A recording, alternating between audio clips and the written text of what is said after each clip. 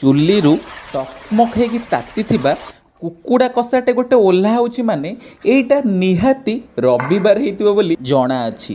ଆଉ ଘରର ମୋଟା ଉଷୁନା ଚାଉଳର ଗୋଟେ ଭାତ ଆଉ ଏଇଠି ଟିକେ ଅଳ୍ପ ଝୋଳ ଥିବାର କୁକୁଡ଼ା ଚିକେନ୍ ଆଉ ତାପରେ ଏଇଠି ଟିକେ ଲଙ୍କା ଲେମ୍ବୁ ଲୁଣ ଆଉ ମାଛ ଭଜା ବି ଥିଲା ଭାଇ। ଘର ପରା ଘରେ ସବୁବେଳେ ଲୋକମାନେ ରାଜା ଭଳିଆ ଖାଆନ୍ତି ଭାଇ, ସତ କଥା। ଆଉ ତା ସହିତ ଡାଲମା ବି ଥିଲା ଆଉ ତା ସହିତ ସାଇଡ଼୍ରେ ଅଛି ଚିକେନ୍ ପତ୍ରପୋଡ଼ା, ଆପଣ ଦେଖିପାରୁଥିବେ ବୋଧେ ମୋତେ ଲାଗୁଛି।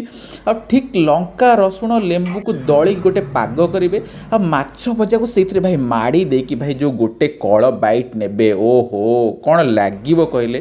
ଆଉ ଚିକେନ୍ ଝୋଳ ଉଷୁନା ଭାତ ଆଳୁ ପୁରା ସବୁ ମିଶେଇକି ଚକୁଡ଼ି ଦେବେ ଭାଇ, ଗୋଟେ ବଢ଼ିଆ ମନ ଶାନ୍ତି କରିକି ଷ୍ଟ୍ରେସ୍ ରିଲିଫ୍ କରିକି ଗୋଟେ ଗୁଣ୍ଡା ନେବେ। ଓହୋ ଭାଇ ସ୍ୱର୍ଗ ଶାନ୍ତି ଭଳିଆ ଲାଗିବ। ଆଉ ତା ସହିତ ଟିକେ ମଝିରେ ମଝିରେ ସେ ଯେଉଁ ପାଗଟା ଯେଉଁ ବନାହେଇଛି ମାଛ ଭଜା ଟିକେ ଦାବି ଦେଇକି ଖାଇଦେଉଥିବେ, ଓହୋ ହୋ। ଆଉ ଏଇଠି ମୁଁ ବନେଇଥିଲି ଚିକେନ୍ ପତ୍ରପୋଡ଼ା ଭାଇ, ଓ କ'ଣ ଥିଲା ସେ ଚିକେନ୍ ପତ୍ରପୋଡ଼ା ଦେଖି